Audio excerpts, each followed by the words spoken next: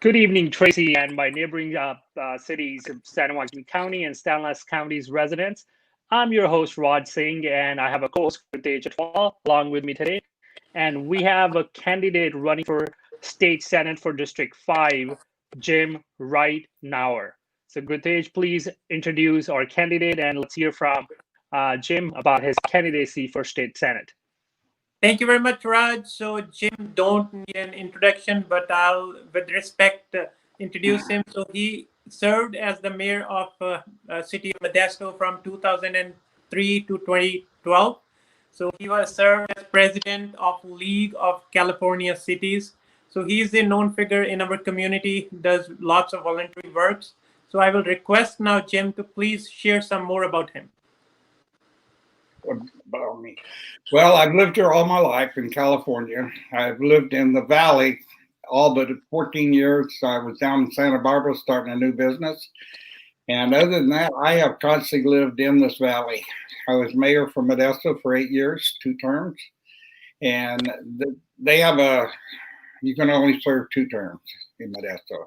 So after that, I went back to doing my thing. I worked at the sheriff's department up until just recently.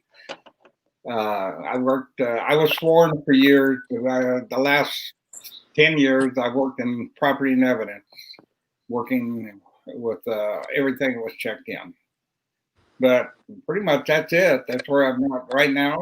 I'm very happy to be running, and I do want to win, and I'm going to do everything I can to be able to win. That's lawful. Thank you, Jim, for highlighting that part. So that brings us to our first topic of our show today to go over, and that would start with the everybody knows about a global pandemic, COVID-19. So as a candidate, if you get elected, first of all, what kind of issues or challenges that you're hearing from the residents in your county and San Joaquin, in your District 5 overall, and how are you proposing to propose some solutions around that? So can you give us some information, your thoughts on COVID-19? Okay, on COVID-19, I'm going to work very closely with the science, everything that we can find out. Of course, they're the ones that should know and what we should do. I believe deep down inside, they should just open up and everybody should wear masks. I think if the restaurants or the grocery stores require a mask, you either wear it or you don't go in. But I think the economy, we really need to open things up again. Okay. So a lot of time what we hear from our small businesses, they are getting a big impact because of this COVID. They're not opening up, and so right now, recently we're opening up with the conditions, the restaurants and some other hair salons and all that, all the small businesses. As a recovery plan, anything that you would like to share around that? What can be done better, or in your vision, what's working and what's not working? Well, I believe, as I said earlier, they should open it up. I think that the restaurants, the grocery stores, all should require masks. I think until we get over this, and we've already proven wearing masks, we're reducing our hospitalizations and everything in Stanislaus County, I know. And I just believe you open it up and you let the owners decide about masks. I travel around here in Modesto and Stockton, and there's a lot of places require them. I wear a mask. But I think other than that, if we don't start opening up, I think there's going to be a lot of businesses that can't make it through this. And with everything, I think when they don't agree, don't use what they've told us to do, and wear a mask, stay apart. That's the other thing. You have these big parties going on, and I'm surprised that out of a few of those beach parties, we didn't have a lot more COVID. But I think we have to listen to the people who knows. One of the things is we really need to focus on bringing business back, because the small business owners, even some of the larger business owners that ain't open, we're hearing daily where they're not going to come back. The other thing we need to do is lower the tax and regulations on business. I mean, to a point right now, who would really want to start a business in California or in our counties? We tax them. When I was mayor, I thought it was ridiculous what we charged. So many people there didn't even come into Modesto. but you have to work with businesses. We need the businesses here, especially in our county and San Joaquin County. Thank you, Jim, for highlighting on that topic. And I would ask Ritesh to keep us moving to the next topic. Ritesh, please go ahead. Thank you very much, Jim. As you mentioned about the businesses, so one of the biggest agriculture business or the job producer in our Central Valley, so which faces the issues of water. So water issue comes here and there. So last year there were tunnel issues, then it got scratched. But those kinds of scenarios comes hinders our agriculture. So what do you think about where we are with respect to water, and how do you see the future for water with agriculture? For water, I see the future. We got to keep our water in our areas. I mean, we have agriculture that we're serving so much of the country. And I just believe the water needs to stay right here in our county. We don't need to be shipping it down south or anywhere else. That water should stay right here. The same way about the tunnels. I don't agree with the tunnels. Uh, Anything that takes water out of our area, out of our counties, out of our, Northern California, where most of the agriculture is, I'm against it totally. So, Jim, just following up on that, so what solutions in that direction do you think? Like, there were talks, in future there will be talks, because Southern California, that population is increasing, and in 20th century we had the delta, the levees to channelize the water to Southern California.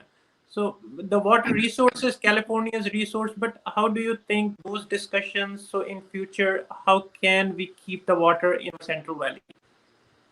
Well, I just think we have to work hard to keep it in the valley. I mean, some of the things that could happen, I think tunnels for sure, they should not be even part of our water. We have to some way solve the problems either by locally, and I think the state of California needs to be there too. I think we need to go up to Sacramento and we need to speak for the valley. We need to make sure that we're not going to lose anything. In the Delta tunnels, as I told you earlier, I'm completely no against the tunnels. I don't think there's anything good come out of it. No, thank you very much, Jim. So I'll now take it back to Raj. So please. All right. So now moving into, if we talk about the public safety and law enforcement, those two things goes hand parallelly together. So what's your stand? What's your viewpoint about public safety and law enforcement?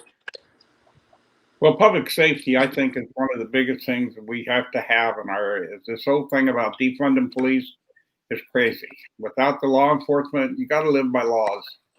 And without them, we're going to be all sitting out here wondering what's going to happen next. I mean, we watch TV, we see what happened in Seattle and all these different areas.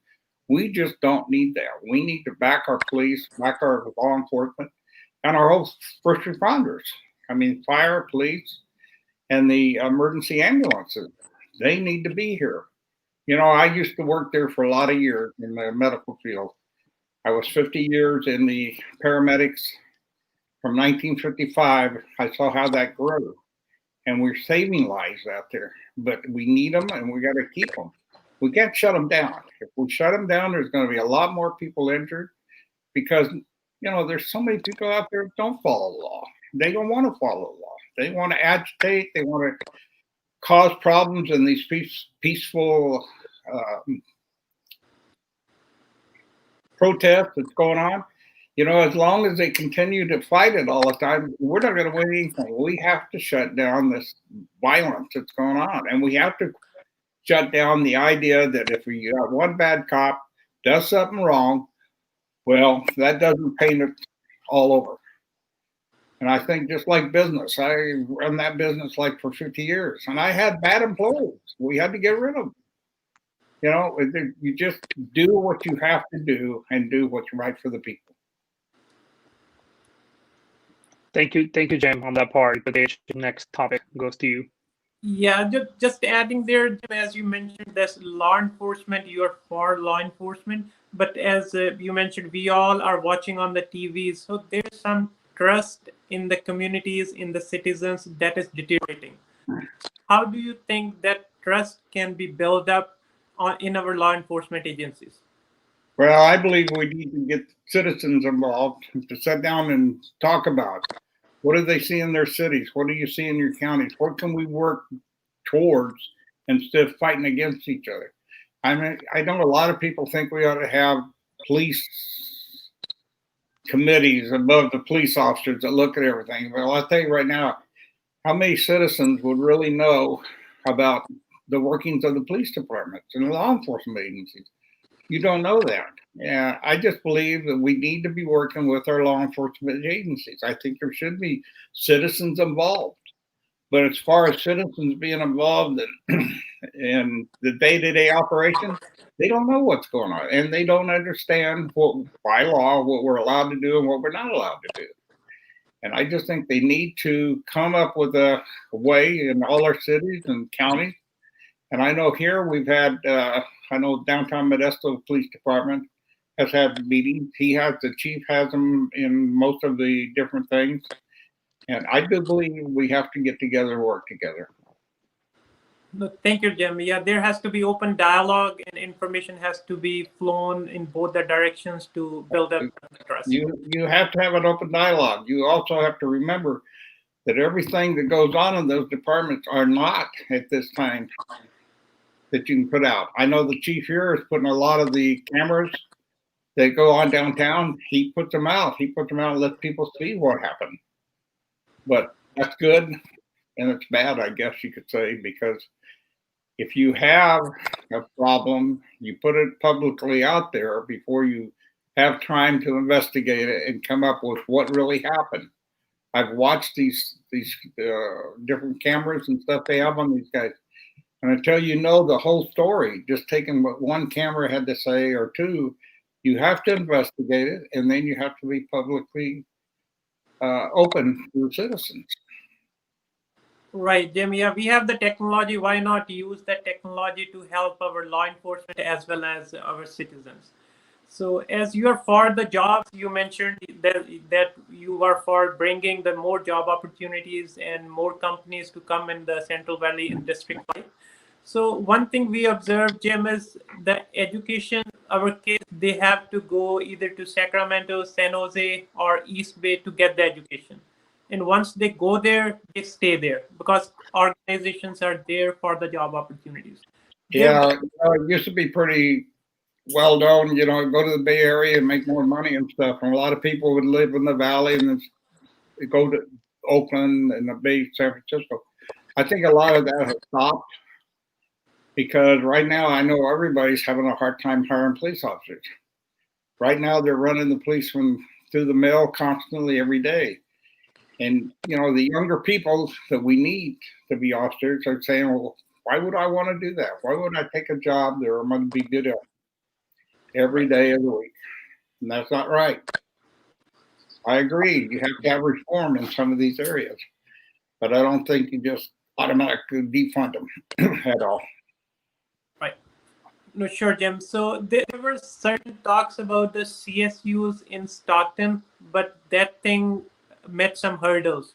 So what do you think where we are from the education perspective now, and how do you see the future of District 5 where we can have higher educational institutes for our kids? I can't hear. But I think there's a technical difficulty. Can you repeat your question again? Say that again. Yeah, Jim, I was asking about the CSU in Stockton. Oh, CSU. Yes. Yeah. I've looked at that quite a bit, and I just don't know whether it's good or bad. I know CSU in Stockton would be a great thing, but I think we really need to look at the whole picture on that. But right now, I'm against another CSU at this time. Okay. Thank you, Jim. Now I'll take it back to Raj. Just something on the education side. So when we talk about bringing more jobs, Jim, this is something I've been hearing from different folks that live in our San Joaquin County, Stanislaus County, but they work over the Altamont Pass in the Bay Area. When you talk about we're trying to bring a job sector here, especially if you look at the IT jobs. That's the Bay Area's hub of IT. They say we don't have a sustained workforce. And in order to create the sustained workforce, we need to have educational institutions, so they can produce the graduates in the pipeline. So I'm just trying to understand your point of view or your standpoint, the not having a CSU or any other university. How are we going to manage that workforce then? Well, I know we need the education for all of these people, but at this point, I just don't see us adding another college at CSU in Stockton. It's just number one, we need to be able to fill our colleges. And right now, I don't think that adding at CSU will do anything for education. I don't think it'll do anything right now any more than it's being done right now in jobs or anything else. I just believe that we need to look at that. I'm not totally saying no, but I think there's got to be a real good look at what we're going to do. We add another CSU. Is that good? Right now, I don't know. Okay. I mean, with colleges closed right now, and I know how important it is that we do train people for jobs. I think we need to look at more too about the people that are unable to go to college. We need to have training in mechanics or whatever else we got out there that we can train them. And we can do that in our JCs. We can do it in high school. In fact, they need to start training now. But right now, no, I'm not ready for another CSU at this time. Okay. Thank you for giving your point of view on that. That brings me to our next topic, which is regarding the healthcare side. So if you look into your District 5's area, Mountain House in Tracy, it's rapidly growing at such a fast pace, but there's only one hospital that serves both cities, Mountain House and Tracy.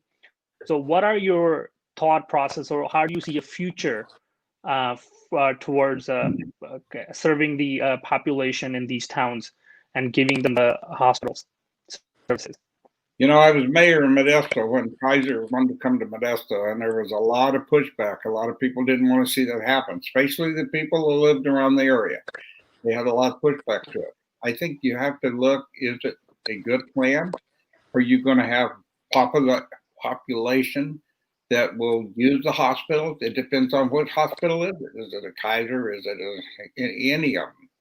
But as far as having another hospital, I've been years ago, I was connected with Tracy's because we started the ambulance service there and we knew the people there. But I just think right off here that we need to look at this thing, and if a hospital can be fulfilled there, then fine. I'm for it. Thank you, Jim. Good stage. I think it brings us to the last topic. Go ahead. Yeah, no, before that, I have one more thought. So, Jim, what do you think the affordability in our cities, that is a challenge for the citizens? So what do you think where we are with respect to affordabilities for our citizens right now? And how do you see the future where there will be a less barrier between the affordability? Well, I think it goes back to COVID-19. Number one, we got to open up our cities. We got to open up our businesses. We've got people out there that need jobs. But I tell you, one thing we don't need is any more raise in taxes. Those gas tax or lower taxes, and you'll see a lot of things change. You'll see a lot of people coming back. I mean, I have family members that have left California in the last year and a half, have moved to Idaho strictly because of taxes. I mean, they can go to Idaho and live a lot better than we do here because they don't, with the DMV tax, all those taxes have got to be lowered. We got to quit raising taxes and shoving people out of California. They're shoving them out of our own city. You know, you have the building go on, and then all of a sudden you got more people, and then the next thing you know, they pass another tax law and they leave. So I'm totally against any increase in taxes at this time.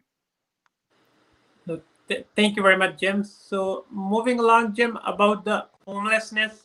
So quarter of the population in our country lives in California, which is homeless. And this COVID is creating a challenge.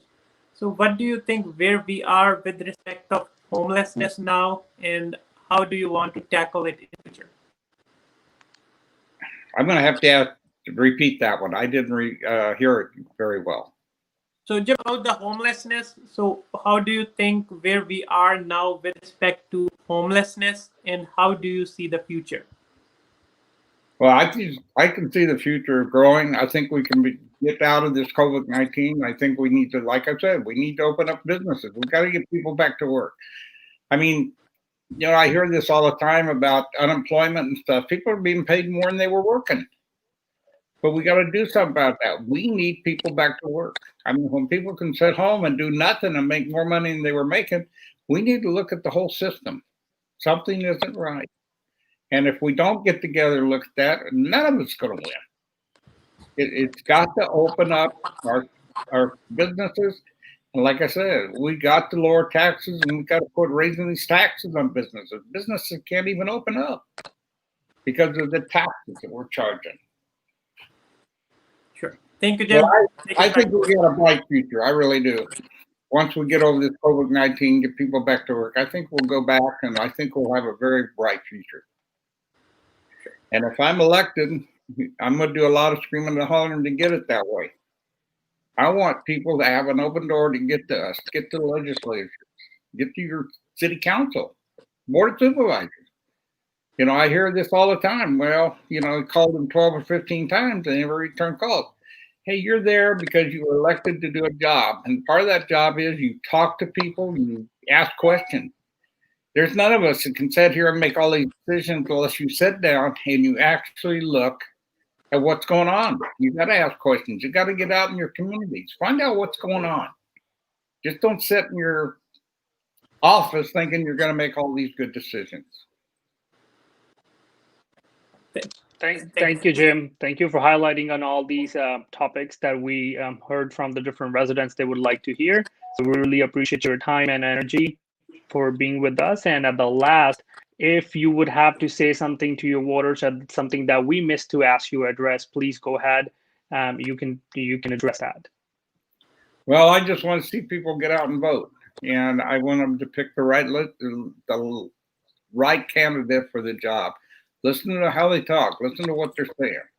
But follow up on what do they actually do. What do we do in our communities?